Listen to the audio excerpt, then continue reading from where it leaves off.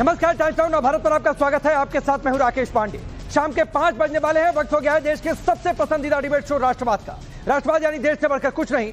क्या आक्रांताओं के कब्र हटाने और मेले पर रोक लगाने की मांग महाराष्ट्र से संबल होते हुए बहराइच तक पहुंच गई है। सवाल की मुगल आक्रांता के नाम पर देश में दंगा क्या देश विरोधी साजिश है? और सवाल यह भी कि क्या यूपी के सीएम योगी आदित्यनाथ ने आक्रांताओं का महिमा मंडन करने वालों को बड़ा अल्टीमेटम दे दिया है। महाराष्ट्र में औरंगजेब की कब्र हटाने की मांग के बाद, नागपुर में हिंसा के बाद यूपी में सालार गाजी के नाम पर होने वाले नेजा मेले को रोक लगाने की मांग जोर पकड़ने लगी है। संभल के बाद यह मांग बहराइच, जौनपुर, भदोही समेत कई शहरों में हो रही है। इस बीच सीएम योगी ने बहराइच से आज मुगल प्रेमी गैंग को बड़ा अल्टीमेटम दिया। योगी आदित्यनाथ ने साफ साफ कह दिया कि जो भी आक्रांताओं का महिमा मंडन करेगा देशद्रोही कहलाएगा। इस बीच नागपुर दंगे का बांग्लादेशी कनेक्शन सामने आया। बड़े खुलासे हुए हैं। हिंसा के मास्टरमाइंड और भड़काऊ पोस्ट करने वालों पर देशद्रोह का मुकदमा दर्ज हो चुका है। अब सवाल है कि विदेशी ताकतों के जरिए अगर देश में दंगा भड़काएंगे तो क्या देशद्रोही नहीं कहे जाएंगे? आज इसी मुद्दे पर डिबेट, लेकिन पहले इस रिपोर्ट को देखिए।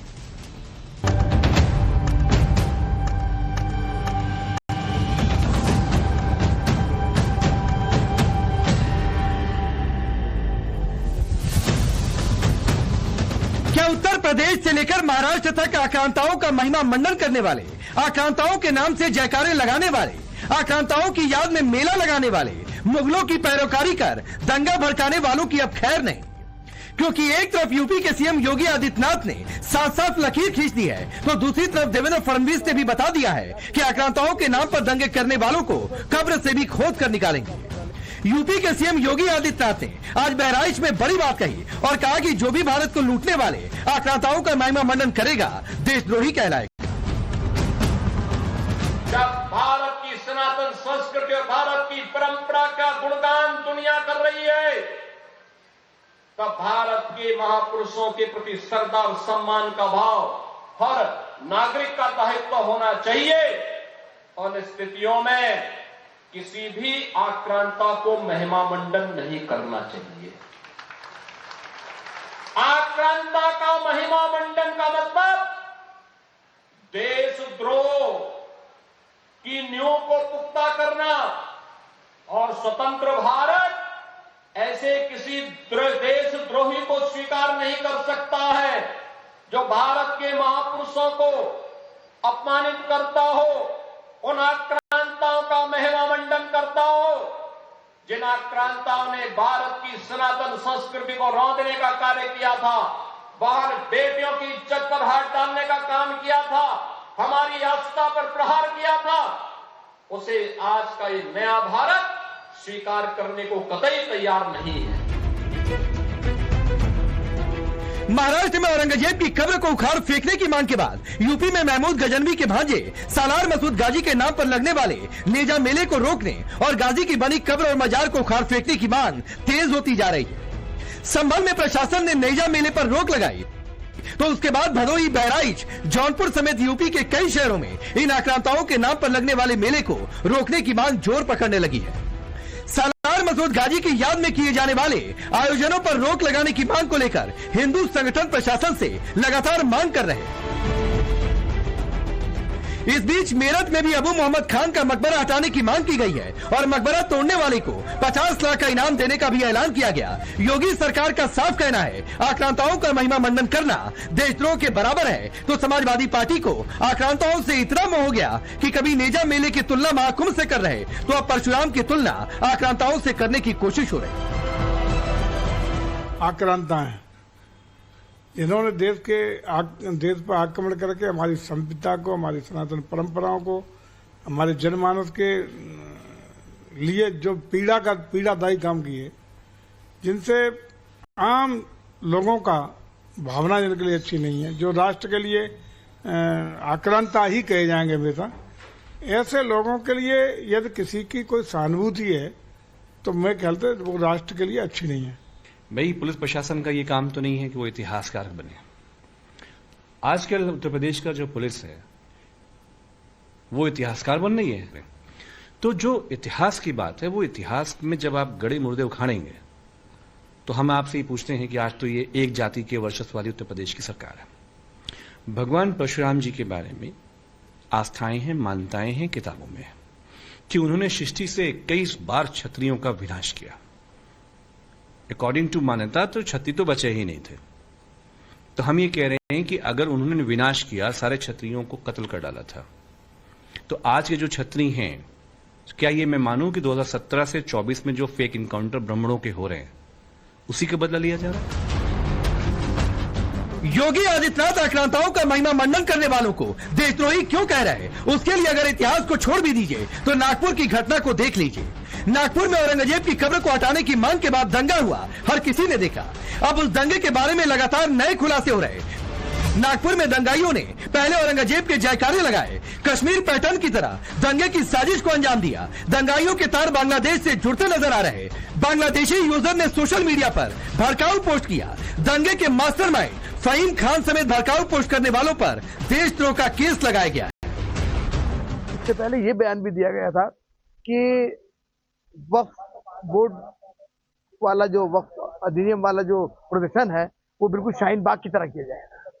और शाहीन बाग में जब प्रदर्शन हो रहा था तो याद होना चाहिए कि पाकिस्तान के एक संगठन ने पाकिस्तान से ये बयान दिया था कि शाहीन बाग को हमने डिजाइन किया है। तो ऐसे शाहीन बाग की मिसाल देकर और उसके बाद जंतर मंतर में प्रदर्शन करके और उसके बाद नागपुर में दंगा, कुछ समझ में नहीं आता है। ऐसे बयानों के ऊपर रोक भी लगनी चाहिए और कार्रवाई भी होनी। इतना ही नहीं, सियासत चमकाने के लिए कुरान की आयतें जलाने की अफवाह फैलाई गई, जिससे मुसलमानों को एकजुट कर दंगे को अंजाम दिया जा सके। तो आपने क्या किया कि कुरान की जो आयतें हैं, जो वर्सेस हैं कुरान के, जो एक कपड़े पर लिखी जाती हैं, उसको आपने जलाया। और जब ये हरकत हो रही थी तो उसी वक्त जाकर मुकामी वहां के जो मुसलमान और हिंदू लोग थे, जाकर कंप्लेन किए डीसीपी को कि इसको रुकवाइए। देखिए ये जो कपड़ा है जिसपे कुरान करीम के आयतें लिखी हैं, वर्सेस लिखी है, मत करिए। जलाया गया, एक्शन नहीं लिए। औरंगजेब और आक्रांताओं का महिमा मंडन करने वाले लाख कोशिश कर ले, लेकिन महाराष्ट्र की देवा भाऊ सरकार ने साफ कर दिया है कि वो दंगाइयों को कब्र से भी खोद कर निकालेंगे, लेकिन छोड़ेंगे नहीं। तसं त्या ठिकाणी औरंगजेबाची कबर जाळली गेली आणि त्याच्यावर कुठली आयात लिहिलेली नव्हती, कुठलीच नाही।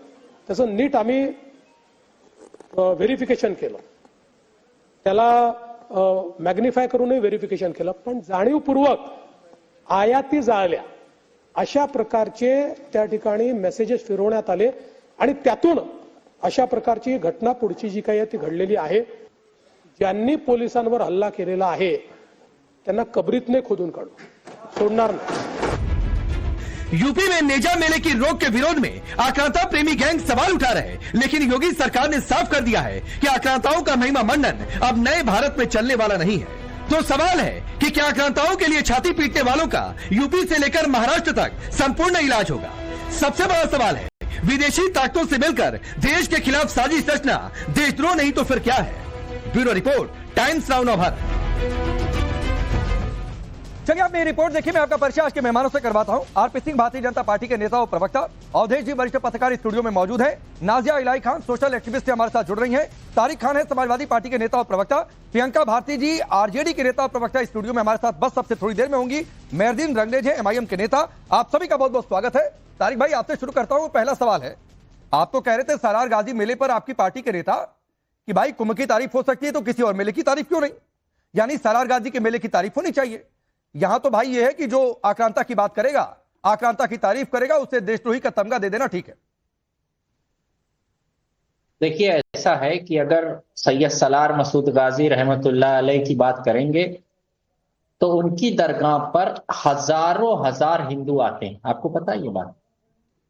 और आप जो ये कर रहे हैं यहां पर बैठकर, इससे ये हिंदू मुसलमान की बात नहीं है, ये लोगों की आस्था की बात है। और आप उनकी आस्था पर ठेस पहुंचा रहे हैं जो लोग बहराइच और आसपास के जगह पर रहते हैं। इसलिए मैं आग्रह करता हूं आपसे कि इस तरीके की बातें, ठीक है और लोग होंगे, मगर जितनी आस्था सैयद सलार मसूद गाजी के लिए लोग रखते हैं। और एक बात, अगर 100 लोग आते हैं उसमें 70 लोग हिंदू होते हैं, पहले उन हिंदुओं को आना रुकवाइए, कहिए कि उनको आने से मना करें। मैं उसी डिस्ट्रिक्ट में रहता हूं, प्लीज मुझसे इस बारे में एकदम भी बहस ना। दूसरी बात, सैयद सलार मसूद गाजी रहमतुल्लाह अलैह की मौत हो गई थी यहीं बहराइच में ही। तो उन्होंने किसी को मारा नहीं था, वो खुद मर गए थे, तो उनको किस बात के लिए हीरो बनाया गया, ये भी सोचने की बात है। जैसे ठीक है औरंगजेब ने लोगों को मारा, वो तो यहाँ खुद ही मर गए थे, उनको सुहेल देव ने मार दिया था। हो गया। तो किस बात का उनके लिए महिमा मंडन हो गया आपका गाजी प्रेम? महिमा मंडन नहीं, गाजी हो गया प्रेम आपका नहीं गाजी है। प्रेम? ये सिर्फ मेरा प्रेम नहीं है, ये नहीं, हजारों आपका लोगों प्रेमी का है। प्रेम महमूद गजनवी का भांजा आपका प्रेमी हो गया, जिसने नहीं, सोमनाथ प्रेमी- मंदिर को लूटने के लिए जो गया वो आपका प्रेमी हो गया। हाँ, ठीक है, बहराइच के सूर्य मंदिर को तोड़कर जिसने मस्जिद बनाई वो आपका प्रेमी हो गया। जो महाराजा सुहेल देव की सेना से परास्त हो गया वो आपका प्रेमी हो गया। तो भाई ये प्रेम मेरे सामने मत दिखाया करिए।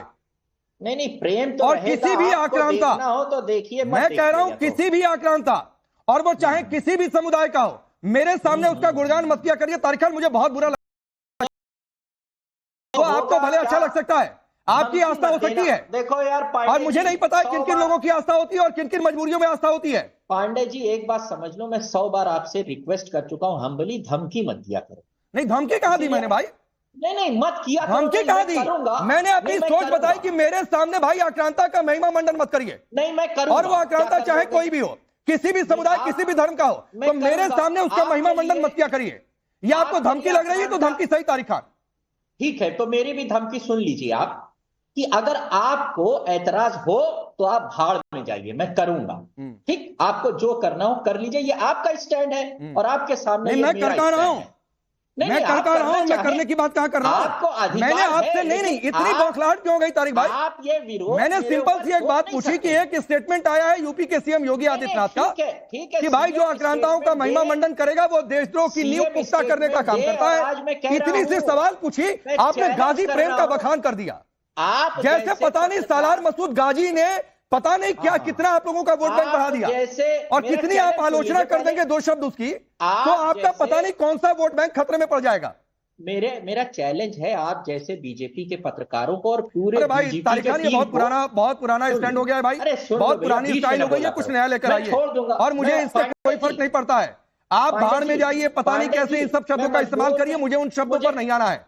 मुझे मजबूर मत करिए कि नहीं नहीं मैं क्या आपकी मजबूर तरह मत करिए, गंदी एक शब्द वाली सिंपल सी इस्तेमाल बात, करूं। सालार मसूद गाजी का आपको इतनी चुभ जा रही है भाई, औरंगजेब की बात इतनी चुभ जा रही है। सिर्फ 10 अबू सेकंड मोहम्मद बोलूंगा, खान को लेकर मेरठ में उसकी कब्र को हटा दिया जाए मांग कर रहे हैं अरे लोग। भाई, मैं तो सवाल पूछ रहा हूं कि भाई क्यों आक्रांता? आप बात करिए ना, इस देश में नायक कम है क्या? आप अपना हर समुदाय में, हर जाति में नायक आपको मिलेंगे, करिए ना उनका 10 महिमा सेकंड मंडन, दीजिए। जातियों से ऊपर ये- उठकर, समुदाय से ऊपर उठकर। कम है क्या 10 सेकंड नायक? दीजिए। अभी प्रियंका 10 जी सेकंड। मैं गिनवाऊंगा, हाँ, मैं पूछूंगा आपको, गिनवा देंगी, हर समुदाय में नायक गिनवा देंगी, भाई, तो अपने राष्ट्र के नायक कम है क्या? मुझे 10 सेकंड भी आप बोलने नहीं दे रहे हैं। अपना हिंदू नहीं 10 सेकंड क्या, आपको 2 मिनट अनइंटरप्टेड दिया, उसके बाद सवाल पूछा। 2 मिनट नहीं, 50 सेकंड दिया। अब चुप जाइए, 20 सेकंड के लिए चुप हाँ, जाइए। चलिए, चुप मुंह में ही जा- मीटर लगा होता आपके तो एरर बताता, इतना बोल चुके, चुप जाइए थोड़ी देर। अब सुन लीजिए मेरी बात प्लीज, हम्बल रिक्वेस्ट कर रहा हूं।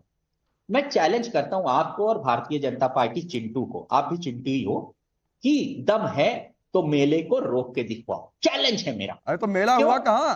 आप कहां मेला दम देने होने पर चले वाला है। आए? तारिक अरे खान फिर कहां से दम देने बोलने पर नहीं चले दे आए? संभल में रुक गया है चैलेंज मेला, कर रहा हूं ना। नहीं मिली है अरे मेले को इजाजत, जाइए ना संभल में। यहाँ पर धमकी और चैलेंज क्यों दे रहे हैं? ग्राउंड पर उतरिए ना भाई, टीवी पर बैठकर बोलने से नहीं कुछ होता है। आरपी सिंह, आरपी सिंह, नहीं ये तमगा कोई किसी की पार्टी को कुछ कहे, ये सब नहीं है। सारी पार्टियां इस देश में ये इस तरीके की भाषा नहीं है तारिक खान। रुकिए आरपी सिंह, नहीं रुक जाइए। आरपी सिंह, सिर्फ एक बात थी कि आक्रांता प्रेम क्यों, इनकी देखिए अंदर की बेचैनी।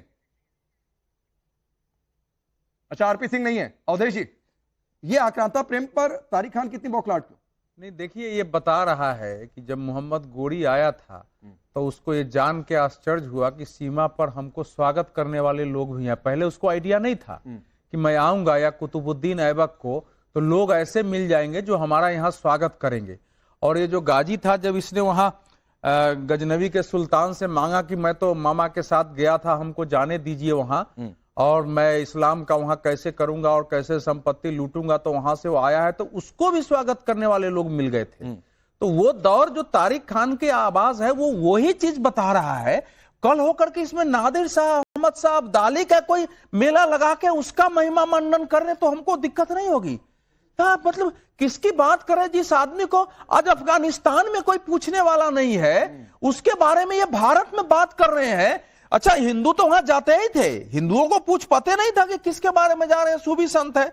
उस समय जो अवध के ब्रिटिश रेजिमेंट का प्रमुख था विलियम हेनरी स्लीमन, उसने लिखा भी है, उसने लिखा कि मुझे बड़ा अजीब है कि मुसलमानों के साथ साथ हिंदू भी यहां आकर के उसके जो है चढ़ावा चढ़ाते हैं। और देखिए उसने वर्ड प्रयोग किया है, वर्ड प्रयोग किया है कि मतलब सैन्य गुंडा उसको हिंदी में कहते हैं। हिंदी उसका यही है कि एक सैन्य गुंडे के पक्ष में प्रार्थना करते हैं जिसकी एकमात्र दर्ज योग्यता यह है कि उसने अपने क्षेत्र पर अनियंत्रित और अकारण आक्रमण से, माने अनकंट्रोल्ड, बिना कारण आक्रमण से बड़ी संख्या में हिंदुओं का कत्ल किया और हिंदू संस्थानों को नष्ट किया। उसका एकमात्र क्वालिफिकेशन इतना ही उसने बताया है उस समय, और लगा कि पता नहीं क्यों कर रहे हैं। लेकिन ये आज जो बता रहे हैं जिस ढंग से औरंगजेब नहीं, मैं तो ये कह रहा हूं, मैं तो ये कह रहा हूं नहीं, इस देश में सुनो, जनरल डायर का नहीं सुनो, उन्हें पता नहीं सालार मसूद गाजी के बारे में कितना वो पढ़कर जाते होंगे। वो तो ठीक है, दरगाह है, मजार है, चले जा रहे हैं। सालार मसूद गाजी का लंबा चौड़ा पोस्टर वहां लिखवा दीजिए, उसके कुकर्मों का बखान करवा दीजिए। उसके बाद मैं देखता हूं कि कितने लोग वहां पर जाते हैं।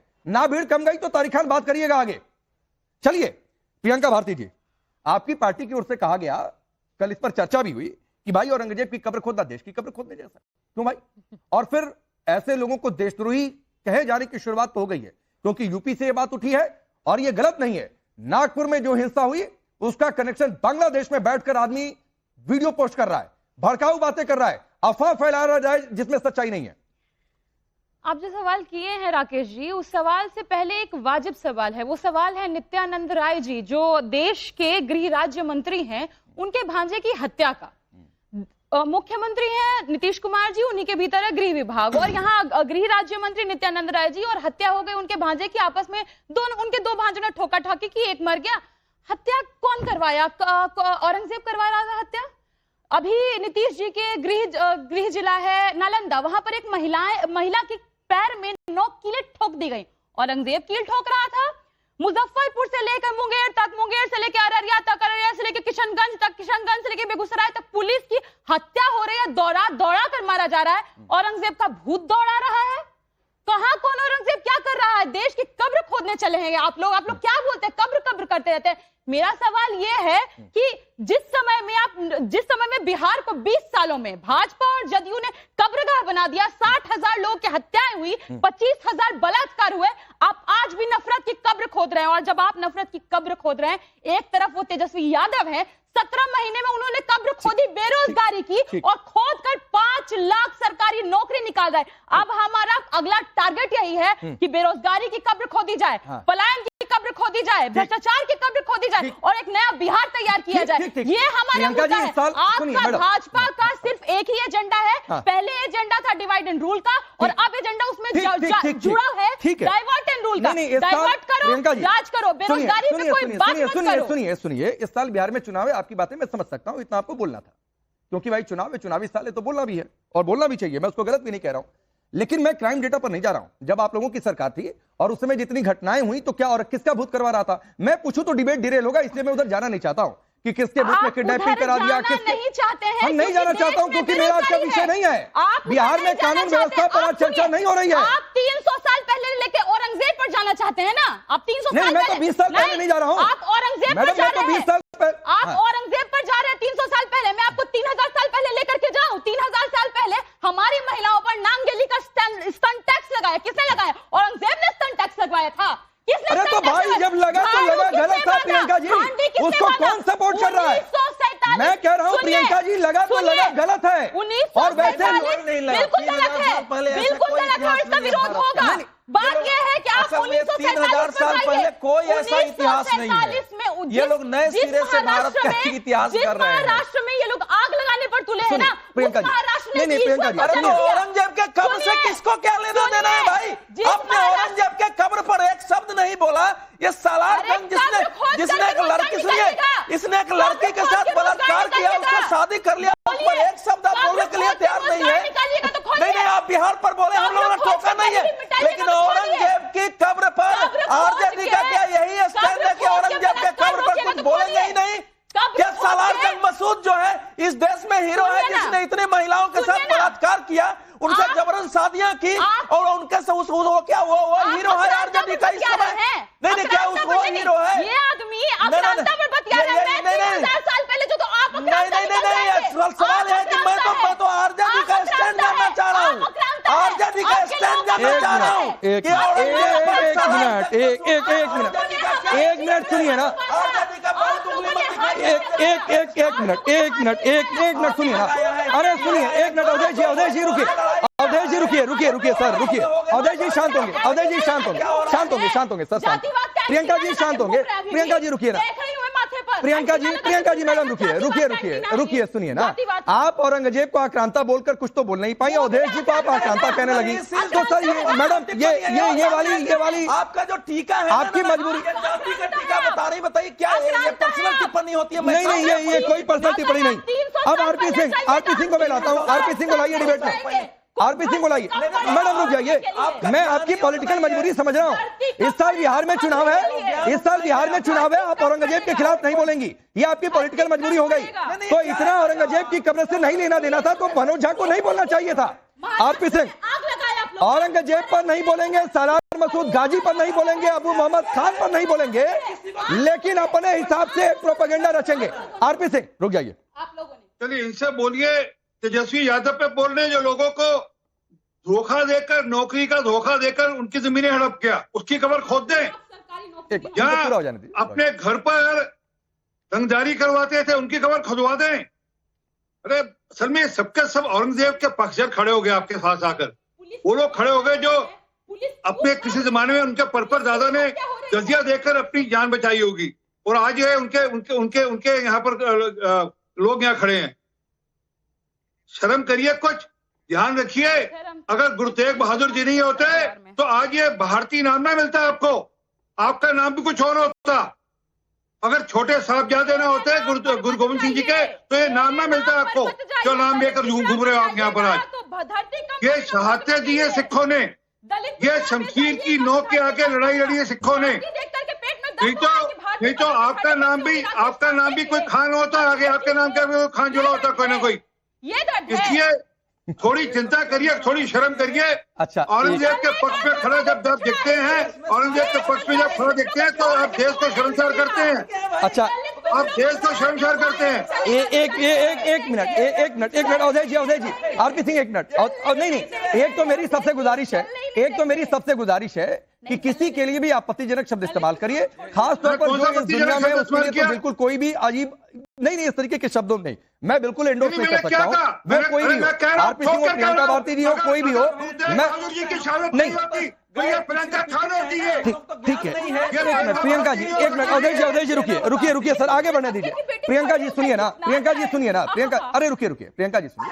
सालार मसूद गाजी को परास्त करने वाले राजा सुहेलदेव भी पिछले समाज से थे, तो नायक बनाएंगे राजा सुहेलदेव को। क्यों जरूरत है कि हम सालार मसूद गाजी को नायक बनाए? आखिर क्यों? मैं आपसे पूछूं, पिछड़े भी समाज में क्या राष्ट्र नायकों की कमी है क्या? रखिए ना उनको आगे, करिए ना उनकी पूजा, लेकिन एक आक्रांता की क्यों करेंगे पूजा? क्या सुहेलदेव कौन था उस समय? आकर के सरकारी नौकरी बांटेंगे, या औरंगजेब आकर के बलात्कारों को रोकेंगे, या फिर आकर के नहीं तो उसके लिए हमला करेंगे। एक मिनट अवधेश जी, एक मिनट रुकिए। नहीं, प्रियंका भारती एक मिनट रुकिए, प्लीज रुकिए सर, रुकिए। आप लोगों ने उस धरती को कलंकित किया है, महाराष्ट्र की धरती को, जिस महाराष्ट्र की धरती ने ईश्वर पैदा किया, बाबा साहब अंबेडकर पैदा किया, उन्होंने इंश्योर किया कि आप लोग का 3000 अच्छा रुकिए, एक मिनट, एक कुछ बाइट सुनवाता हूं, उसके बाद मेहरदीन भाई आपके पास आऊंगा और नाजिया आपके पास आऊंगा। रुक जाइए प्रियंका जी, ना प्रियंका जी रुकिए। आपने कहा ना कि राजा सुहेलदेव नौकरी बांटने आएंगे क्या, तो सालार मसूद गाजी नौकरी बांटने आएगा क्या? मत करिए ना बात। औरंगजेब नौकरी बांटने आ रहा है क्या? तो मनोज झा को औरंगजेब की कब्र खोदा, देश की कब्र खोदे जैसा लग रहा है, तो नहीं बोलना चाहिए था। बोलना चाहिए था कि नौकरी दो, करनी नहीं चाहिए थी बात, तुलना ही नहीं करनी चाहिए थी। लेकिन बहराइच में हिंदुओं ने क्या कुछ कहा है सुनिए जरा, उसके बाद मेहरदीन आपके पास आ रहा हूं। सूर्य कुंड हुआ करता था, सूर्य मंदिर हुआ करता था, जिसको पाट कर 12वीं शताब्दी में दरगाह बनाई गई। अच्छा, पूर्व सनातन काल से, अनंत काल से यहाँ मेला लग रहा सूर्य मंदिर का, उसको दरगाह का नाम दिया गया है। तो ये समाज हमारा आज आक्रांता का, लुटेरे का मान मर्दन नहीं करेगा। ठीक है, हमारा जो अपना है हम उसका सम्मान करेंगे। सूर्य कुंड था और है, और वहाँ पर आज भी जो मेला लगता है वो रविवार के दिन लगता है। और हमारे रविवार जो है सूर्य का दिन है रविवार, और उसी दिन मेला लगता है। वहाँ मतलब मसूद गाजी का कोई औचित्य ही नहीं है। हम आते हैं सूर्य की आस्था को लेकर के आते हैं। यहाँ पहुँचने के बाद हमको परिवर्तित कर दिया जाता है, हमारे दिमाग हमको मजा। ठीक है तारिक खान, मुझे लग रहा है शायद आप सुन रहे होंगे।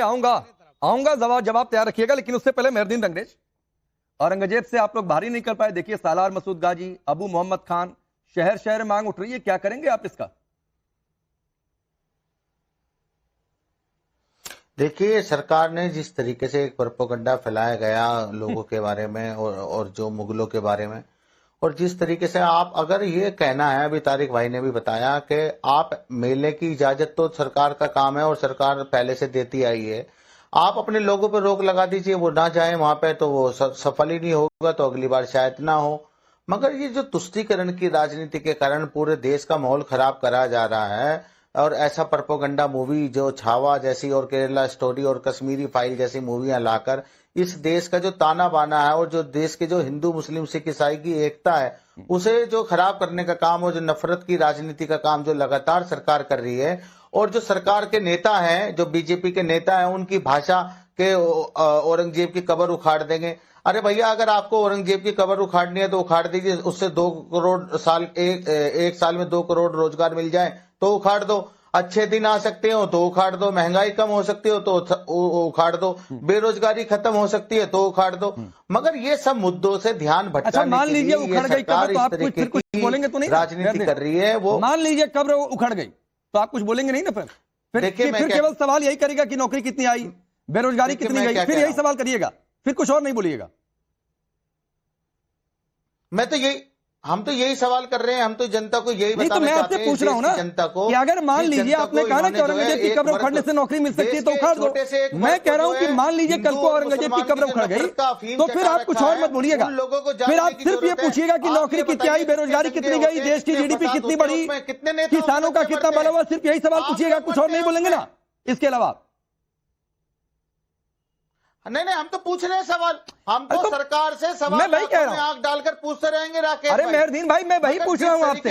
मैं कह रहा हूं कि मान लिया कि कल को औरंगजेब, सालार मसूद गाजी, अबू मोहम्मद खान की कब्र उखाड़ दी किसी ने, तो आज कुछ कहेंगे नहीं ना भड़काऊ बातें। आज सिर्फ इतना ही पूछेंगे ना कि अब बताओ नौकरी कितनी आई, अब बताओ बेरोजगारी कितनी खत्म हुई, अब बताओ जीडीपी कितनी बढ़ी, अब बताओ किसानों का कितना भला हुआ, अब बताओ पिछड़ा समाज कितना आगे बढ़ा। इसके अलावा कुछ नहीं बोलेंगे ना आप? बोलिए, कमिट करिए देश के सामने।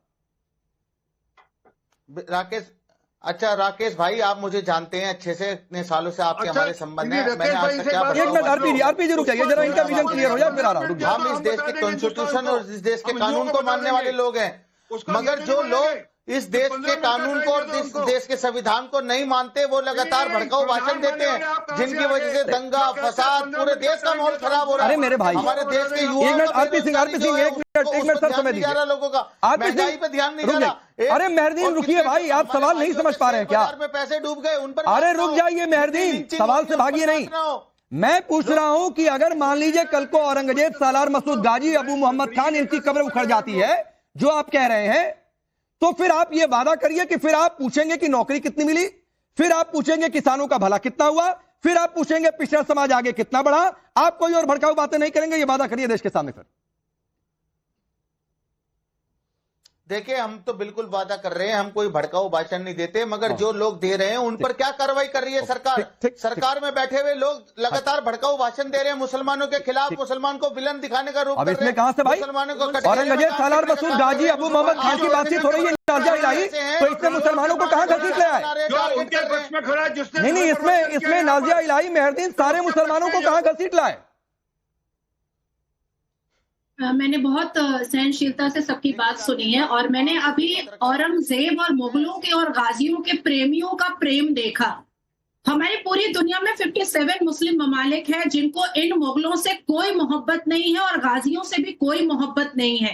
भीमराव अंबेडकर जी के और संविधान का हवाला देने वाले क्या ये बात पढ़ना और समझना भूल चुके हैं कि 1934 में रमजान का ही महीना था जब मुसलमानों ने भीमराव अंबेडकर जी को तालाब से मुसलमानों के एरिया में पानी पीने मना कर दिया था। और ये अंबेडकर जी ने खुद अपनी writing and speech volume 12 page number 684 में खुद लिखा है। तो भीमराव अंबेडकर जी के आर्टिकल का हवाला और संविधान का हवाला ऐसे लोग ना दे जो औरंगजेब की उम्मत बन चुके हैं। दूसरी बात राकेश जी आती है कि मोहम्मद बिन अब्दुल्ला मस्जिद बनी नहीं अब तक। औरंगजेब के खबर पर तो छातियां ऐसे पीटी जा रही हैं जैसे कुछ दिनों के बाद ईद नहीं मुहर्रम आने वाला हो। अभी ईद आने वाला है पर छाती पीट मुसलमान ऐसे रहे हैं जैसे मुहर्रम का मातम कर रहे हो। लेकिन मोहम्मद बिन अब्दुल्ला मस्जिद के लिए कुछ नहीं बोला जा रहा है। अब मैं आती हूँ तीसरी बात पर राकेश जी, जिस हिसाब से मैंने सुना असदुद्दीन ओवैसी को कि वो कह रहा है कि कुरान की आयत जलाई गई जो बहुत ही फेक प्रोपेगेंडा है, पर उसी कुरान में 250 बार हिंदुओं को काफिर कहा गया है, 134 बार सारे हिंदुओं को काफिरून कहा गया है और 37 बार आप लोगों को बुत परस्त कहा गया है जो अल्लाह और उसके नबी पर बिलीव नहीं करते। तो मैंने तो नहीं देखा, 33 साल मेरी उम्र है, मैंने तो नहीं देखा कि कोई हिंदू चला गया पेट्रोल बम लेकर के, नाजिया किसी को मारने। नाजिया प्रियंका जी आपसे कुछ कह रही है, सुनिए जरा फिर रिप्लाई करिए। मैं बस इतना ही कह रही हूँ कि पूरी तरह से आप पागल हो चुकी हैं क्योंकि आपका पेट भरा हुआ है। आप चेहरा चमका करके यहाँ पे बैठ रही हो, इस तरह की बातें कर रही हो, औरंगजेब पर जा रही है क्योंकि आपका पेट भरा है। आपको नौकरी मिली हुई है, जिसको नौकरी नहीं मिली हुई है, सड़क पर जो छात्र बीपीएससी का पेपर लीक होने से मार खा रहा है, उसको दिक्कत है। उसको इस बात से दिक्कत है कि आखिर 300 साल पहले जा करके अब भूतकाल में जा करके आप उसके वर्तमान को क्यों खराब कर रहे हैं? आप उसके वर्तमान को क्यों बर्बाद कर रहे हैं? इसका जवाब कौन देगा? 2 करोड़ सालाना नौकरी का वादा करने वाले प्रधानमंत्री जाते हैं बिहार में तो जुमलेबाजी करते हैं। सारा पैसा गया है बिहार का उनके मखाना को इन्वेस्ट करने के लिए, क्योंकि बिहारियों को तो कुछ नहीं मिला। हमको ना नौकरी मिला, ना रोजगार मिला, ना इंफ्रास्ट्रक्चर मिला, ना मेरे पास टेक्सटाइल पार्क है। हम बात औरंगजेब की करें, जिसका पेट भरा हुआ है ना वो लबर लबर बतियाएगा, वो बोलेगा। जिसका पेट भरा वो औरंगजेब ही बोलेगा, लेकिन जिसका पेट नहीं भरा वो रोजगार रोटी मांगेगा। भूखे पेट भजन हो ही ना गोपाला, ना भजन होगा जब तक पेट नहीं भरेगा। आपको नहीं समझ आएगा, आपको नहीं समझ आएगा। लालू जी इसीलिए कहते थे हम्प्टी डम्प्टी महिलाओं को नहीं समझ में आएगा जिनका पेट भरा हुआ है, जो सोशली वेल टू डू है, कल्चरली वेल टू डू है, आप प्रिविलेज्ड है। आपको नहीं समझ आएगा। You have the privilege which we have left since generation and it's you people. आप लोगों ने हमें हमारे साथ दोहन किया। एक मिनट नाजिया एक मिनट समय दीजिए, आता हूं। नाजिया एक मिनट समय दीजिए, आता हूं। आपने पेट भरने की बात कही प्रियंका जी, मैं 2 बातें आपके सामने रख रहा हूं। एक तो मनोज झा जी ने कहा, आपने कहा ना कि पेट भरा रहेगा, औरंगजेब की बात नहीं करेगा। तो उन्होंने कहा कि औरंगजेब की कब्र खोदना देश की कब्र खोदने जैसा है, तो उनका पेट नहीं भरा था क्या? औरंगजेब की बात नहीं कराए। दूसरी बात, और आप ही की भाषा में जब कहा यह गया पुलिस वाले से ठुमका लगाओ, तो वो पेट भरा था खाली था, क्या था? दोनों बातों पर बताइए। और जिस समय में नरेंद्र मोदी जी बलात्कारी प्रज्वल रेवन्ना के लिए वोट मांग रहे थे कि बलात्कारी को वोट दो, तो मोदी की बाजुएं मजबूत। आप मोदी जी को कोसिएगा, मुझे कोई लेना देना नहीं है, मेरी इन बातों का जवाब दे दीजिए।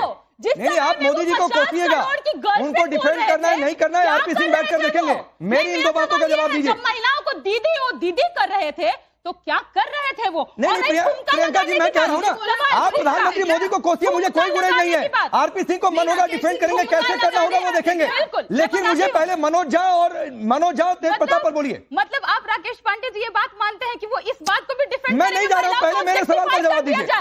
प्रियंका जी नहीं, वो डिफेंड करे ना, मेरा काम किसी नेता को किसी को डिफेंड करना थोड़ा नहीं है। आप मुझे बताइए, आपने कहा औरंगजेब की जो बात करेगा वो गलत है और पेट उसका भरा है, तो मनोज झा का पेट क्या भरा हुआ है? मैं बताती हूँ, मनोज झा जी ये बोले क्योंकि वो कह रहे थे कि अगर आप इन सब फालतू नहीं तो क्यों औरंगजेब की बात करें? नहीं, उन्होंने कहा है प्रियंका जी कि औरंगजेब की कब्र खोदना मतलब देश की कब्र खोदना है। वो कहता कि नौकरी दो, वो कहता कि नौकरी दो। नौकरी के अलावा औरंगजेब की बात उन्होंने क्यों की? जब आप नौकरी पर चर्चा ही नहीं कीजिएगा, उसको मुद्दा ही नहीं बनाइएगा, इन डिबेट्स का पिछले अरे तो ये भी हो सकता था प्रियंका जी, औरंगजेब की चर्चा नहीं, पिछले 7 से 8 दिनों से ना नौकरी की बात हुई, ना बेरोजगारी की बात हुई, ना पेपर लीक की बात हुई, ना भ्रष्टाचार की बात हुई, सुनिए ना, पुलिस को तो गोली उसका ये भी तरीका, प्रियंका जी, ठीक है, उसका ये भी तरीका हो सकता था मैडम कि, और नहीं, उसका ये भी तरीका हो सकता था जो मेहरदीन ने अभी कहा, और उसका तरीका ये हो सकता था कि उसका तरीका ये हो सकता था जो मेहरदीन ने कहा कि औरंगजेब की कब्र को रखना है रखो, उखाड़ना है उखाड़ो, फेंको, जो माना है वो करो, लेकिन नौकरी दे दो। ये भी तरीका हो सकता था, लेकिन ये कहना ठीक नहीं है कि औरंगजेब की कब्र खोदना मतलब देश की कब्र खोदना। तो क्या मनोज झा जी का पेट भरा हुआ है आपकी भाषा में? मैं नहीं कह रहा हूं कुछ, मैं ये कह रही हूँ कि जब मनोज झा जी ये बोल रहे थे तो उनका कहने का तात्पर्य पूरी तरह से यही था, बिल्कुल पूरी तरह से उनका अर्थ यही था कि आप औरंगजेब पर बात करते हैं, लेकिन बिहार में पेपर लीक हो रहा है, बीपीएससी का छात्र आज भी मार खा रहा है, उस पर बात नहीं करें तो देश अब बर्बाद। नहीं, मनोज झा जी का तात्पर्य तो तात्पर्य वाली बात कहनी चाहिए थी, फिर तो सब बातें किसी की जुबानी से चल जाती है, कुछ भी कहें। बेरोजगारी को नजरअंदाज करके देश की कब्र ही खोद रहे हैं, कौन लोग इसमें इन्वॉल्व है? बिहार के बंगले से पेट भरा नहीं भरा, चुनाव आने दीजिए, ये धरती 150 करोड़ रुपए के बंगले से पेट भरा नहीं भरा, दिल्ली के फ्रेंड्स कॉलोनी में 150 करोड़ के बंगले से पेट भरा नहीं भरा, 150 करोड़ का बंगला, एक नहीं, दो नहीं, चार नहीं, 1.5 सिंह 30 सेकंड और दे दीजिए, फिर आपके पास आऊंगा, आप काउंटर करिएगा। नहीं, रुक जाइए, रुकिए, प्रियंका जी सुनिए ना, आप मनोज झा जी पर सवाल पूछा कि उन्होंने औरंगजेब का नाम क्यों लिया, तो आप तात्पर्य समझाने लगी। तेज प्रताप तक आप पहुंची नहीं कि पुलिस वाले को ठुमके क्यों लगवाया भाई? मैं बता रही हूँ, ठीक है, और नहीं, और आप तो बहुत डेटा लेकर आएंगे, मैं नहीं आया हूँ डेटा लेकर। जरा लालू जी के समय कितनी बेरोजगारी और रोजगार का क्या डेटा था वो भी रख दीजिए देश के सामने। चलिए, चिराग पासवान जी को अगर कोई जानता है, अरे लालू जी के समय का कौन उनके बगल में ठुमका लगा रहा था और किस अश्लील गानों पर ठुमका लगाए जा रहे थे। अब रही लालू जी की बात, तो क्योंकि अगल बगल में जितने खड़े लोग हैं सब एक समुदाय विशेष के लोग हैं, फिर आप समुदाय पर क्यों जा रही हैं? आप नहीं छिपिए नहीं सवाल से, प्रियंका जी सवाल से मत छिपिए, एस्केप रूट मत तलाशिए। आज भी नीति आयोग का डेटा है, आज भी एजुकेशन विभाग का डेटा है, तो ठीक है, सबसे ज्यादा छात्र ड्रॉप आउट रेट अभी नीतीश जी और भाजपा के शासनकाल, सबसे बड़ा ड्रॉप आउट तो तेजस्वी यादव है। शासनकाल से पहले अभी इस पर भी आऊंगा, नहीं इस पर भी आऊंगा, और ये मैं क्रॉस वेरीफाई के लिए अवधेश जी यहाँ पर है। नहीं प्रियंका जी, आप एस्केप रूट तलाश रही हैं। मनोज झा जी पर सवाल पूछा कि औरंगजेब का नाम लिया तो उनका पेट भरा हुआ था क्या, तो आप तात्पर्य समझाने लगी। तेज प्रताप ने पुलिस वाले को क्यों कह दिया कि ना चलो भाई पेट भरा हुआ था, तो आप एस्केप रूट तलाशने लगी। लालू जी के समय बेरोजगारी रोजगार का क्या डेटा था, तो आप एस्केप रूट तलाशने लगी। तो प्रियंका जी ऐसे नहीं होता है, समुदायों के पीछे जाकर छिपिए नहीं, फैक्ट पर बातचीत होती है, फैक्ट पर बात करिए। चिल्लाने से या फिर एस्केप रूट तलाशने से आदमी एक्सपोज हो जाता है। खैर, आरपी सिंह, किस पुलिस वाले को गोली मारी गई? ठीक है ना, अररिया में किस पुलिस वाले? ठीक, अरे किसी भी राज्य में पुलिस वाले को मारा जाए, किसी के खिलाफ अन्याय क्राइम हो, गलत है। आरपी सिंह रिप्लाई करिए, फिर अवधेश जी आ रहा हूँ इसी सवाल के साथ आपके पास। आरपी सिंह, मेरी बात का ये जवाब नहीं दे पाई। फ्रेंड्स कॉलोनी के अंदर 150 करोड़ रुपए का बंगला किसका पेट भरा? 150 करोड़ का 4 मंजिल का बंगला कम से कम होगा, वो किसका पेट भरा? बता दीजिए, किस किस गरीब आदमी की जमीन हथियारी आपने नौकरी के एवज में किसका पेट भरा? कौन सी गाय का चारा खा गए, किसका पेट भरा? बता दीजिए जरा, वो किसका पेट भरा? लालू जी का भरा, तेजस्वी का भरा, तेज प्रताप का भरा, मीसा जी का भरा, किसका भरा पेट? क्या बता दिया किस किसका पेट भरा आपने? सर पेट तो आप भरते आए हो अपना, और लोगों को बेवकूफ बनाते आए हो, और आज फिर आप जानकर सियासतपूर्ण बयान देते हो। आप औरंगजेब को डिफेंड करने में लगे हो, आप औरंगजेब के पक्ष में खड़े हो, इसलिए क्योंकि आपको मुसलमानों का वोट चाहिए। आप अपने यहाँ एक एम्बाई फैक्ट्री चलाना चाहते हो जो कि चलने वाला नहीं है। आज मुसलमान भी कोई औरंगजेब के साथ नहीं खड़ा। हाँ, आप जैसे जो कन्वर्ट हुए थे या बच के कन्वर्ट होने से वो जरूर खड़े औरंगजेब के साथ आज। ठीक है, अवधेश जी, मैं अवधेश जी को लाता हूँ, रुक जाइए अवधेश जी, शायद सीख लेंगे। नहीं रुकिए अवधेश जी, औरंगजेब का भूत लेकर आइए, फिर औरंगजेब का नाम लिया तो पेट भरा तक था क्या? आपको लगता नहीं कि आज प्रियंका जी एस्केप रूट तलाश रही है? नहीं, कोई चारा नहीं है। नहीं, एक सेकंड, लालू जी सांसद बनने के पहले और जब लड़ाई में थे तो अपने भाई के साथ, जो वेटनरी कॉलेज है उसमें जो चतुर्थ श्रेणी कर्मचारी है उसके साथ रहते थे। लालू जी ने क्या बिजनेस किया है? जो आज अरबों की संपत्ति के मालिक है। तेजस्वी जी की उम्र कितनी थी जब वो 100 करोड़ के संपत्ति के मालिक हो गए? ये पिछड़े कहलाते हैं ये लोग। नहीं, इसका उत्तर दीजिए ना। तेज प्रताप जी का क्या बिजनेस है? नहीं, तेज प्रताप जी को नहीं, ऐसे नहीं हो सकता है। आपने सवाल छेड़ा। तेज प्रताप जी का क्या बिजनेस है? राबड़ी देवी जी ने क्या बिजनेस की है? कितनी संपत्ति के मालिक हो गए भाई? हम लोग उसी बिहार में हम क्यों नहीं हुए हैं? कपड़ा पहन लिए इसलिए संपत्ति। अगर ये पिछड़े के नाम पर यही होने वाला है तो फिर तो बहुत अच्छा पिछड़ावाद है भाई। आपने जो है अपने नौकरी के बदले जमीन लिखवा लिया और आज कह रहे आपको सजा दे दी। न्यायालय ने लालू जी को सजा दी है भ्रष्टाचार में। भ्रष्टाचार में उनको सजा मिली हुई है। वो जेल से है, जमानत पर है, ये ध्यान रखिए। ऐसे नहीं चलेगा। ठीक है, एक मिनट अवधेश जी। प्रियंका जी सुनिए, प्रियंका जी सुनिए ना। अगर अवधेश जी ने कुछ कहा, मैंने सवाल पूछा तो फैक्ट के साथ बोलना था ना। इधर उधर क्यों जा रही हैं?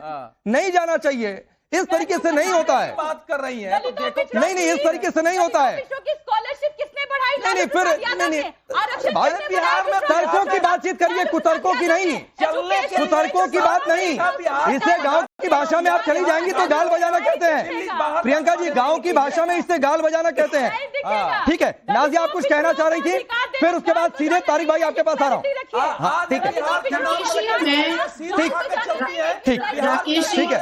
नाजिया आप कुछ कह रहे थे, 30 सेकंड में अपनी बात रखिए, फिर तारिक भाई आ रहा हूं। के माध्यम से मुझे ये पता चल गया कि हमारे भारत के जो मुसलमान हैं उसमें से चंद मुसलमान रसूल की उम्मत नहीं है, मुगलों की उम्मत है। दूसरी चीज, जो पैटर्न, सीरीज ऑफ पैटर्न देखा जा रहा है, संभल में देखा गया, बहराइच में देखा गया, बर्नपुर में कल हमने देखा, कोलकाता में हम देख रहे हैं, नागपुर में देख रहे हैं, कश्मीर में जो हमने देखा, ये सारा पैटर्न जो है वो दारुल हर्ब का पैटर्न है।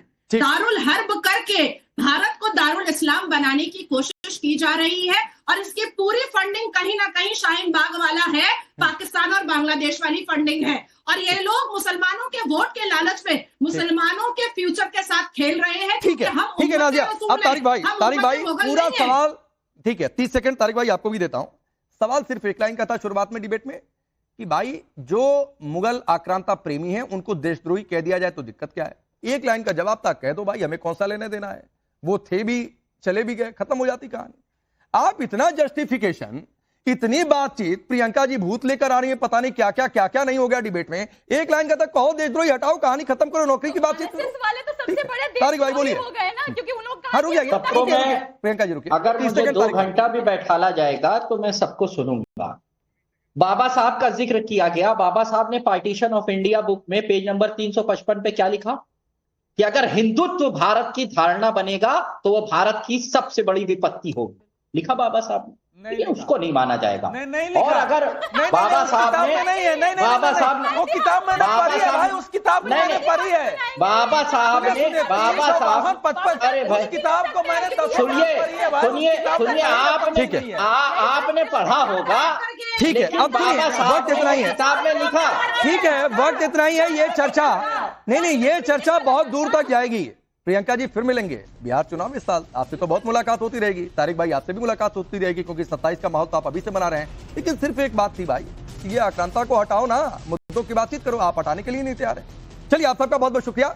जब वक्फ को लेकर संसद में फैसले की घड़ी नजदीक है तब कर्नाटक विधानसभा में वक्फ बिल के खिलाफ रेजोल्यूशन पास हुआ। इससे पहले हमने देखा कि कैसे मुस्लिम पर्सनल लॉ बोर्ड के मंच से वक्फ के लिए सियासत हुई। उधर राम